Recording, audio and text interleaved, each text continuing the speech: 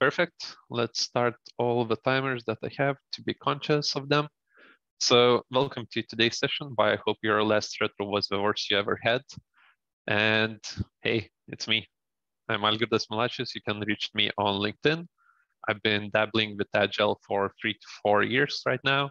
And to be honest, I really like stealing my girlfriend's cat's attention. And I also love shashlikai, board games, and manga. So Coco will be, this is the cat Coco, and she will be helping us today with the presentation. Feel free to use the chat or to interrupt me throughout the presentation if you want to have a conversation about anything. And if you want me to skip to a certain slide or anything like that, also just leave a message in the chat and we will be going to them, right? So I would guess that most of you already know what a retrospective is. Here's a few definitions of them by different sources, but basically what it is, it's just a short meeting after something happens to reflect on the past and think about ways how to improve into the future.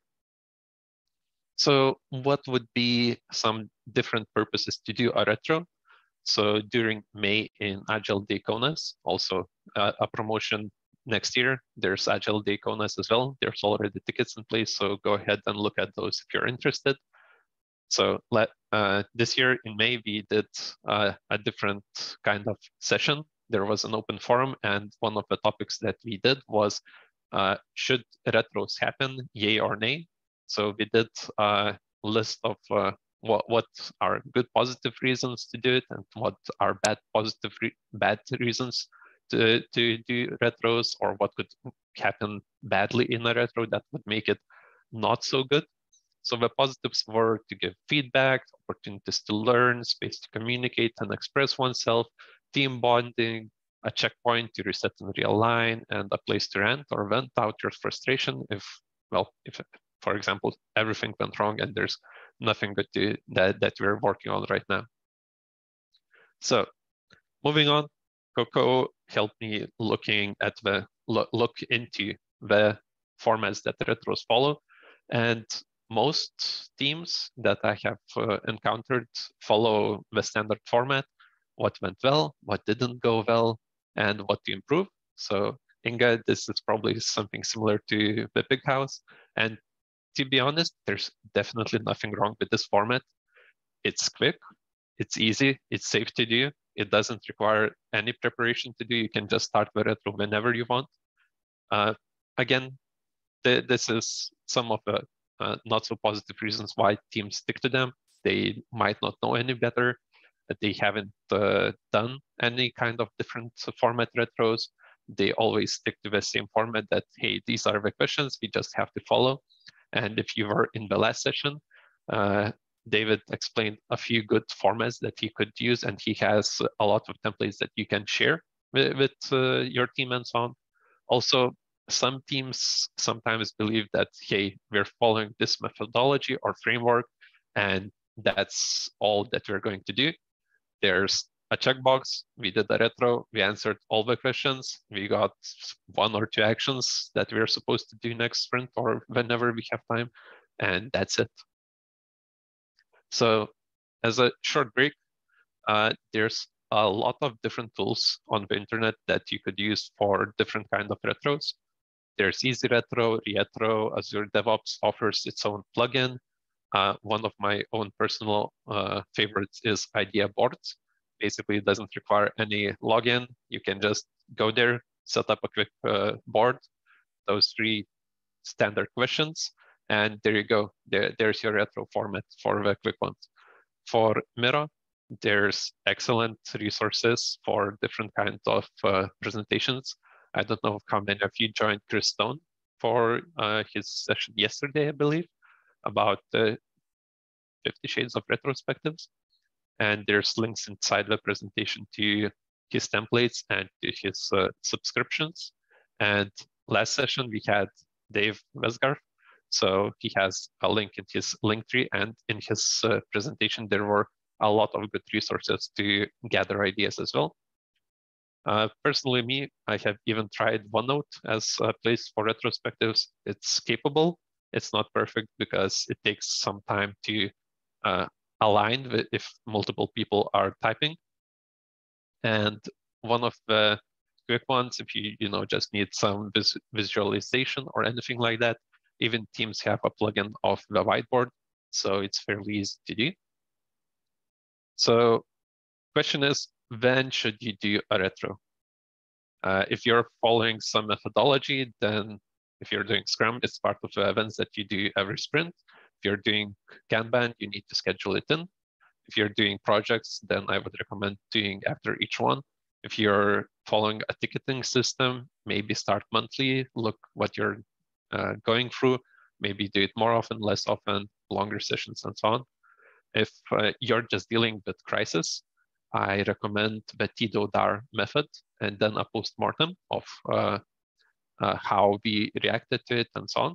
So if you haven't heard about TDODAR, it's basically how much time do you have until the crisis happens. So for example, if a plane is crashing, you probably have some minutes to react.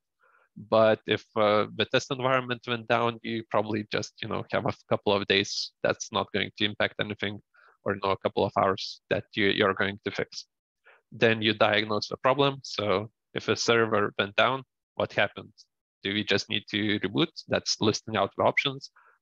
Maybe the hardware failed. That's also an option. So we're listing out all the possible options. And then we decide out of that option list what we're going to do. So we decide on one action, and we assign one person who is responsible to implement that. And then after the implementation, we review, did it fix the problem? Did it not fix the problem? If it fixed the problem, perfect.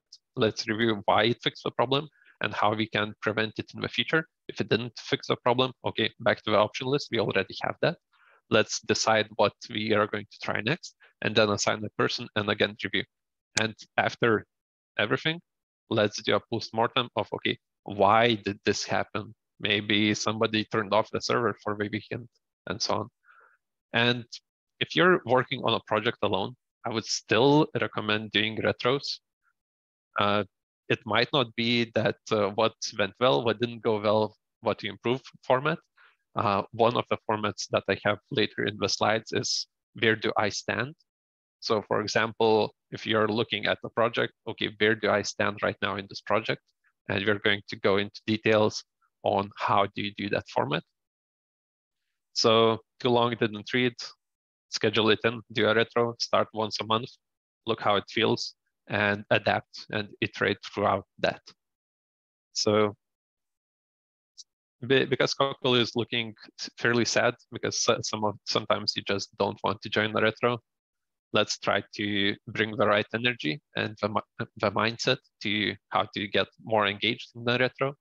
So for example, if you see a retro booked for 2 hours, there's no agenda, there's nothing, and you're just going to the same format that you had for 10 times of, okay, what went well?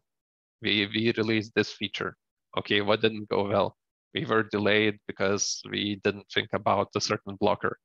And what we're going to improve, we're going to think about that potential blocker beforehand when we're trying to do the next feature. So if we want to bring more energy into a retro, we should think about, okay, maybe we should spend, for starters, 5 minutes. Let's pick a format. Let's do a styling. I think there's a lot of templates. Just Google it. It's very fast, very simple to do. Okay, set an agenda. Okay, we were doing these and these features or goals. So, okay, let's focus on those. Let's talk about those. So does the team know why they're doing the retro? If you're the Scrum Master, you should probably know. If the question is, does the team know? For example, if you ask each member of the party that joins the retro, hey, why are we doing this retro today? Would you get an answer? Would it be clear? Would everybody give the same answer? From my experience, it's fairly different each time. So also a question is how long a retro should be. Does it even need to happen right now? So for example, if you did a retro 2 weeks ago and well, your sprint was 2 weeks, and you did not deliver anything, or you know that you're only delivering after the next sprint, then are you going to really review anything? What are you going to review? Are you going to review why you are not delivering? Why was it such a big task that you're trying to deliver, and so on?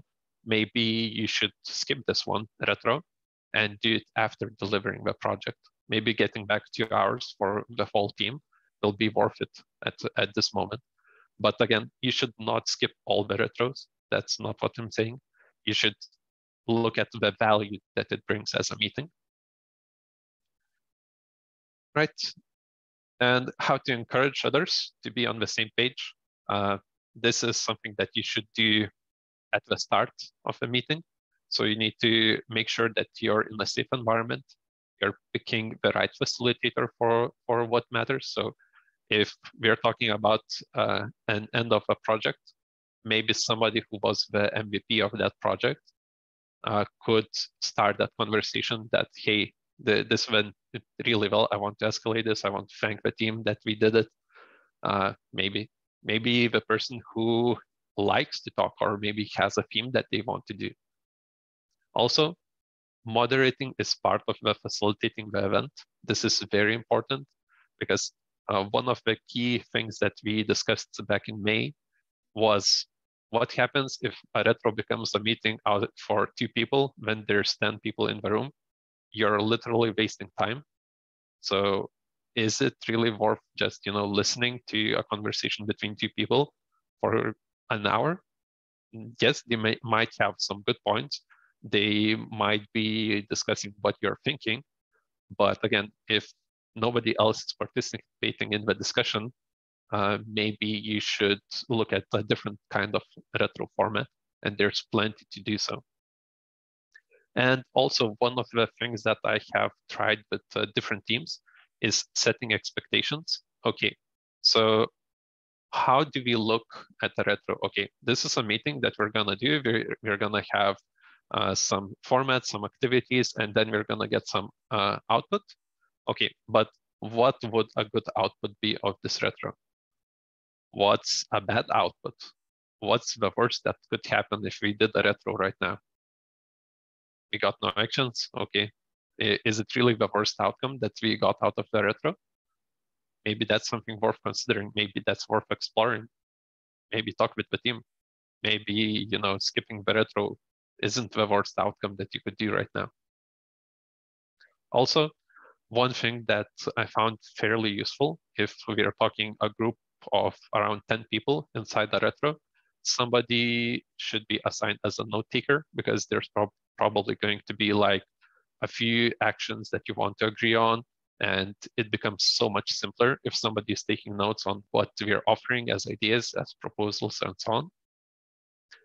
And also, if people don't really see the benefit or are fairly passive in retros, maybe discuss raising issues as anonymous. So, for example, what went well, if nobody is assigned to that sticky note, maybe people will bring up more ideas. What does it mean that, hey, we successfully delivered this project? What does it mean to be successful? Also, how to take more actions. So focus on what kind of actions you're going to do. So I have 2 examples right here. So the other team needs to send us data in the expected format. That's an output and kind of an action that we expect. But what's going on here? We're making another team do something. We're not considering their backlog, their work base.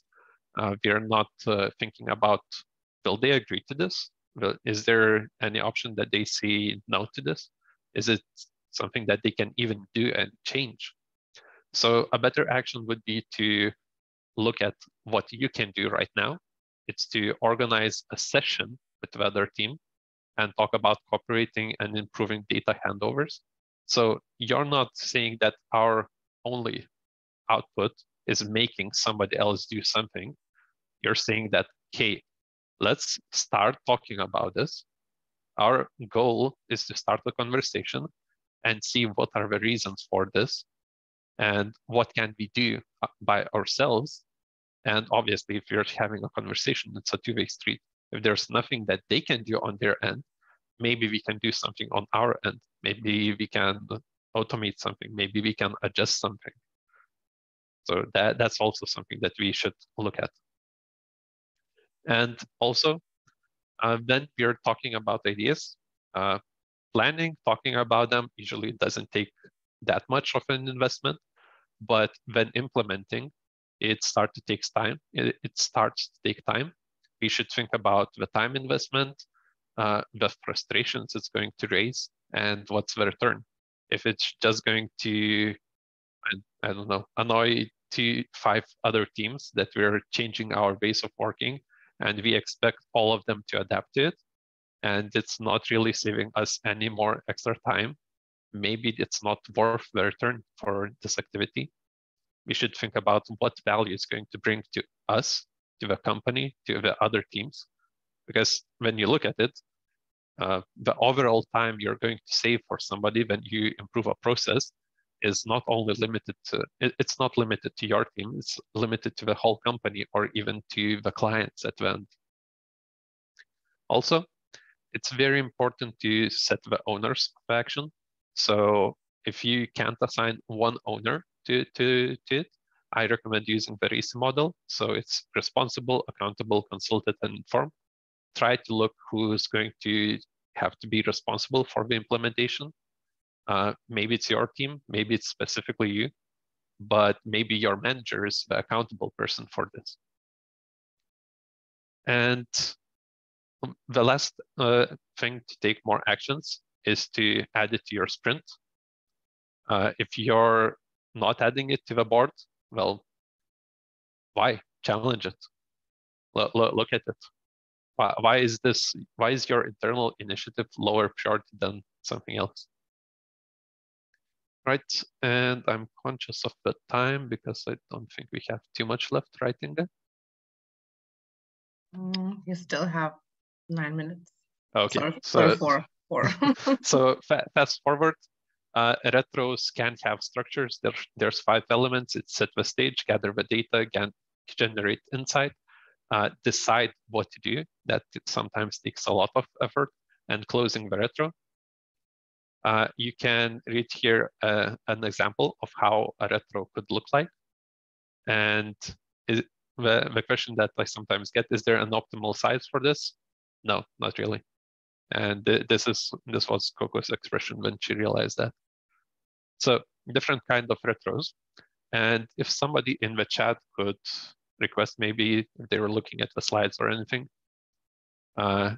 there's obviously liberating structures, ESVP, team radar, where do I stand, timeline, force field analysis, and continuous retro. Is there any specific type that you would like to hear? You have one question in the chat. So do you have any tips how to track actions after retros? Yes, excellent question. So if you add them to the board as actionable items, so add an epic, add a story, add anything, and somebody is responsible, at the next retro, review those actions. Okay, last retro, we agreed that we're improving this. And okay, start the retro by looking, did we improve? Yeah, and Agnes is writing like you ran through the list so fast that she had no time to decide which topic was interesting. Yeah. So then I'll go with this one because I still have 2 more things that I want to talk about. It's sometimes okay just to vent out inside the retro. It can be one of the activities that you do. It shouldn't be the only activity that you do, but sometimes it's okay that, oh, this pissed me off or something like that. And we didn't like how we interacted with another team. Okay, let's acknowledge it, take a deep breath, learn, and let's keep going. If it happens again, maybe we should look about our ways of improving things. So the last part of the presentation will be about personal motivation and differences between those things. Sorry, just 1 second.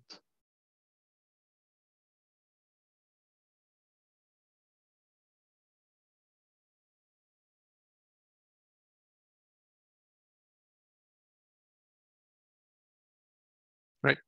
So personal motivation types. There's a few links to videos, and I do recommend checking out a YouTuber called Healthy Gamer GG, also known as Dr. K. And there's a link in here about Ayurveda doshas and the 3 different motivation styles. So what are Ayurveda doshas? Think of it as, for body, we have fast metabolism and slow metabolism. So if you have fast metabolism, you can eat whatever you want and you're still gonna look skinny. But if you have slow metabolism, you're going to take a longer time to digest the food and so on. So this is what they have for motivation. There's 3 types of doshas. So Vata, air, Pitta is fire, and Kapha is earth. And let's talk about the different types. Also, there's a quick test that you can take to get them. I know, let's be skeptical. This is like, one of those kind of Facebook tests that say, what kind of donut are you? But it's still something to be considerate of. So if you're into personality types, if you're into motivation types and you're trying to look into this might be worth doing it. So what does it mean to be Vata, the dynamic type? You're a multitasker, you're easygoing, you're jumping around through different topics, different tasks, and you're perfectly fine with it. You like doing that. So if you're somebody who gets bored quickly of something that takes longer than 15 minutes, like this presentation, maybe you're the air type. So then we have fire-driven motivation. You like to engage, you like to lead. You're a mix between Vata and Kapha, the earth and air types. So basically what it means, you can start focusing, you can work for a medium to long term. So, a couple of years, you're starting a new type of work, you can focus on it, you're gonna get very good at it very fast, and you're gonna stick to it just enough until you get bored. And then the resilient motivation type is the type that starts things slowly. It takes time to them to get good, but eventually you're gonna not stop. Then the air type falls off, the fire type falls off, then you just keep growing continuously and you're gonna be the best in the field after some time. So Coco asked me, what does it all mean? Basically, it means that people are different. People act differently, react differently, respond differently. And we just need to be conscious. If you know somebody in the team who is a multitasker, maybe it's worth looking at that and assigning tasks to that person differently. Maybe you should give that person a lot of small projects.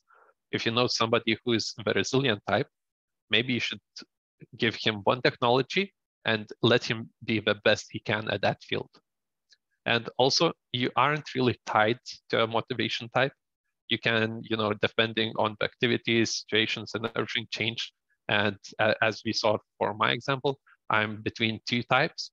So it just, it is what it is. Take it with a grain of salt and let's continue growing. And the last thing from my presentation, and if we still have time, we're gonna take a question, is the wheel of emotions.